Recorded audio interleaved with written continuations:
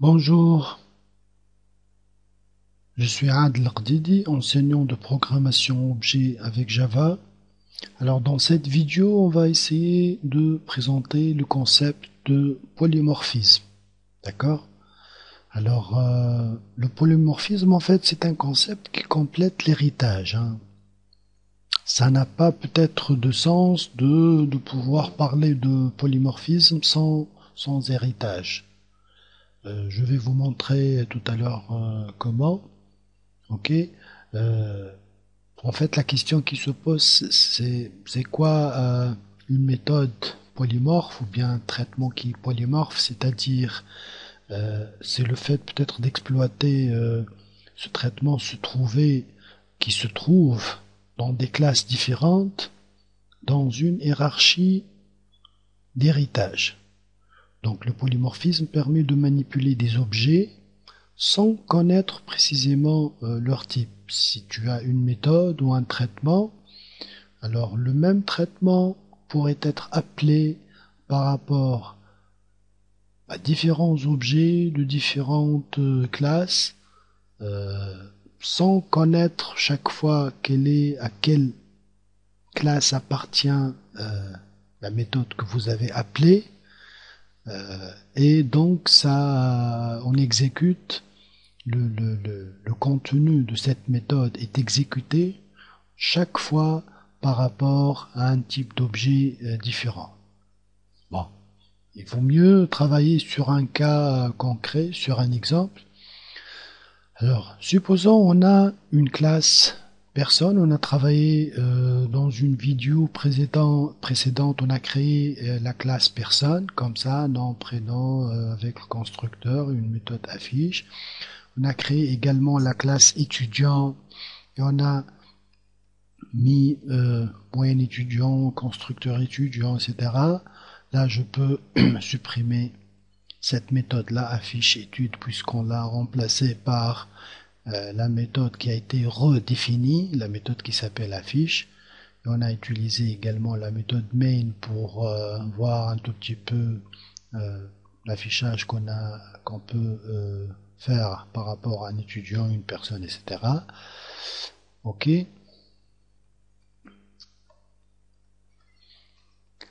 Alors, je peux, pour vous montrer un peu le polymorphisme, je vais essayer d'ajouter une nouvelle classe qui s'appelle employé, par exemple. D'accord? Supposons qu'on dispose d'une classe qui s'appelle employé. D'accord? Dans cette classe-là, alors je vais mettre extends personne. Qu'est-ce que ça veut dire ça? Donc là, je suis en train de dire qu'un employé est un cas particulier de personne. Donc je vais profiter de ce qui existe déjà dans personne, comme nom, prénom, et je vais ajouter peut-être quelques attributs comme public, par exemple string, grade et salaire. Public, double, salaire. D'accord? Un constructeur, public employé, un deuxième constructeur. Bien sûr, je vais vous montrer dans une prochaine vidéo, comment générer automatiquement tout ça, hein, parce que c'est un peu déconseillé peut-être de vous montrer dans votre initiation dans la programmation objet avec Java comment générer les constructeurs, comment générer les getters and setters, comment générer la méthode equals, la méthode toString, etc. Mais il faut savoir que c'est possible de générer automatique. Il suffit d'avoir les attributs. Tout le reste pourrait être généré d'une façon rapide et très efficace. Je vais vous montrer ça dans une prochaine vidéo. Donc on va découvrir ensemble ça. Donc, pour le moment, disons qu'il faut créer le constructeur employé. Alors, si on va mettre tous les attributs, bien sûr, il faut mettre string nom, le prénom également, d'accord. Ensuite, grade, donc tous les attributs, quoi, string grade, double salaire, d'accord. Voilà. Alors là, je vais appeler avec super le constructeur nom, virgule, prénom, c'est-à-dire le constructeur de personne. Et ensuite, je vais juste compléter this.grade égale grade, this.salaire égale salaire. D'accord? Point salaire égale salaire. Ok. Donc j'ai développé le constructeur. Pour la redéfinition de la méthode affiche, et là on aurait pu utiliser la méthode prédéfinie toString. Donc c'est plus professionnel, peut-être dorénavant on utilisera le développement avec la méthode toString, mais c'est possible aussi de procéder et d'utiliser une méthode qu'on a, comme on l'a appelée ici, affiche. Donc je vais prendre la méthode affiche et je vais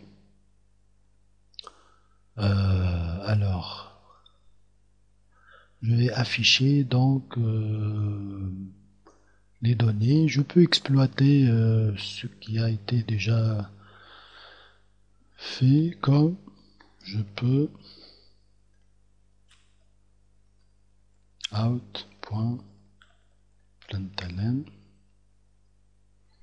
Je vais mettre ici, je suis un employé de nom plus nom plus prénom plus prénom. Et on ajoute donc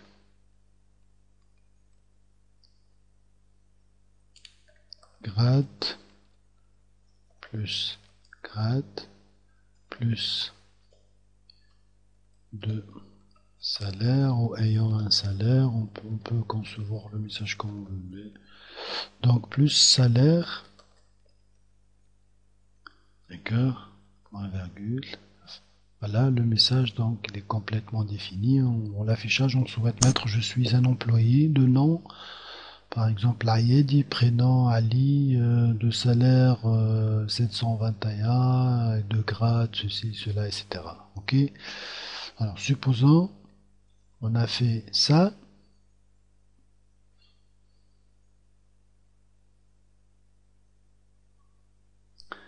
Alors, et supposons dans une classe de test, d'accord, une autre classe dans laquelle on va demander de définir la méthode main. Voilà, la méthode main à ce niveau, d'accord. Alors, la question ici qui se pose pour montrer un peu la possibilité d'utiliser le concept de polymorphisme, c'est de dire que, supposons, on dispose d'un ensemble de personnes. Alors on va essayer de créer un tableau de 5 personnes par exemple. Donc je vais dire personne, d'accord, tab pers égale new personne de 5.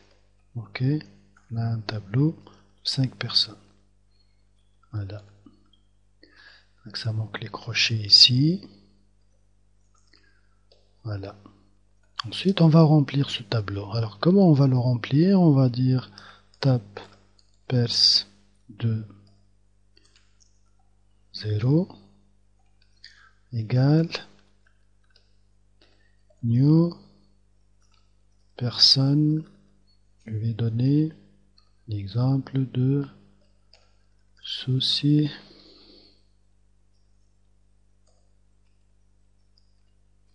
d'état. D'accord?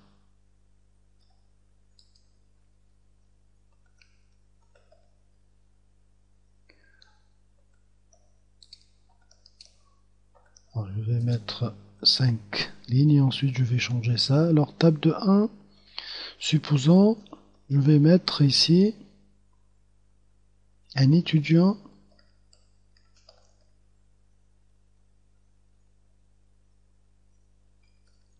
Selmi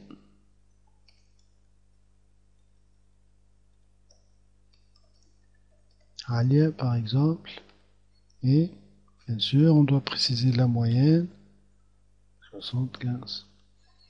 On va mettre ici new employé avec le nom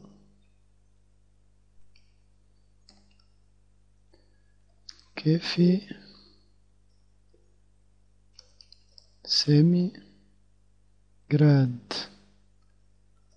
ingénieur et avec un salaire disons alors 1150. Ensuite on a de nouveau un autre étudiant qui s'appelle Touati Selim. Donc un étudiant, il a une moyenne de 11, 25. D'accord, new person. Voilà. Donc finalement, je vais changer alors le nom ici avec Ayari. Ayari, bon, n'importe quoi, Wissem. D'accord. Donc finalement, on a Souci Rida, Selmi Alia 1375, ça c'est une étudiante, new employé, c'est un employé, ingénieur avec 1150, l'étudiant Touet Slim, la personne, donc deux personnes, deux étudiants, un employé, donc on a des objets différents, donc dans l'apparence, c'est comme si on est en train de violer la règle d'utilisation des tableaux qui dit qu'il faut mettre dans les éléments d'un tableau doivent être de même type, alors qu'ici on a mis une personne, un étudiant, un employé, etc. C'est comme si on a violé cette règle, mais en fait c'est pas vrai parce que notre tableau c'est un tableau de personnes. Donc on a 5 cases de type personne. Donc on a le droit de mettre dans chaque case soit une personne, soit tout objet qui hérite de personne est affectable à cette case-là. Donc tu peux mettre un objet de type personne, un objet de type étudiant, un objet de type employé. À partir du moment où tous les objets héritent de personne, bon, soit de type personne, soit hérite de personne, il n'y a aucun problème de les affecter dans ce tableau puisque c'est un tableau de personnes. D'accord? Donc ça, c'est déjà un avantage de l'utilisation de l'héritage, etc. Alors il n'y a pas que ça, il y a la possibilité maintenant de demander l'affichage des données. Donc il faut imaginer si on souhaite afficher des informations relatives à ces différents objets. Au lieu d'appeler la méthode affiche au niveau de l'objet personne seule et ensuite encore une fois par rapport à l'objet étudiant, par rapport à l'objet employé, etc. Alors il suffit peut-être de prévoir une boucle ici en faisant int i ou bien bon, pour int i d'accord, égal à 0 i inférieur à tab pers.length, d'accord, i plus plus. Donc ça c'est la structure de notre boucle. Ok. Et là on va essayer d'appeler, donc on va dire Donc tab pers de i, d'accord, point affiche, d'accord, tab pers de i, point affiche. Qu'est-ce que ça veut dire ça? Ça veut dire qu'on a pu exploiter et appeler une même méthode qui s'appelle affiche. Ça, c'est une méthode polymorphe, c'est un traitement polymorphe. Ça veut dire que un même traitement qui s'appelle affiche va être appelé par rapport à des objets différents et va donner des traitements et des résultats différents. D'accord? Donc c'est ça le polymorphisme, c'est le fait d'avoir des références, les références des objets d'un type, mais l'objet concrètement créé pourrait être de n'importe quel sous-type. Donc vous remarquez ici les références de l'objet, c'est de type personne toujours, puisque tab pers de 0, de 1, de 2, c'est de type personne. Mais l'objet concrètement créé, une fois c'est un étudiant, une fois c'est un employé, une fois c'est une personne, etc. Donc la méthode polymorphe affiche, et lorsqu'elle est appelée par rapport à tabpers.i.affiche, ça va être une fois appelé par rapport à l'employé, une fois appelé par rapport à personne, par rapport à étudiant, etc. Tout dépend de la nature de l'objet référencé par tabpers.i. D'accord? Donc si on exécute ça, vous allez voir donc qu'est-ce que ça va donner. On va enregistrer tout d'abord et je vais exécuter. Voilà. Donc la même méthode affiche, ça va nous appeler au début le résultat de l'affichage par rapport à l'objet personne. Donc je suis une personne de nom suicide de prénom Reda. La deuxième, je suis un étudiant, ensuite je suis un employé, et ainsi de suite. D'accord? Donc c'est ça l'avantage du polymorphisme, c'est le fait donc de prévoir une même méthode qui a plusieurs formes. C'est ça, c'est pour cela qu'on l'appelle polymorphe, la plusieurs formes, plusieurs types de codes différents, le même nom, donc c'est une même méthode qui a le même nom affiche, mais dans chaque classe elle est définie d'une manière différente et on peut exploiter ça lorsqu'on a des références d'un seul type, mais les objets concrètement créés sont avec des objets de type différent. D'accord? Donc voilà, je vous remercie pour votre attention et on se reverra dans d'autres vidéos. D'accord? Merci.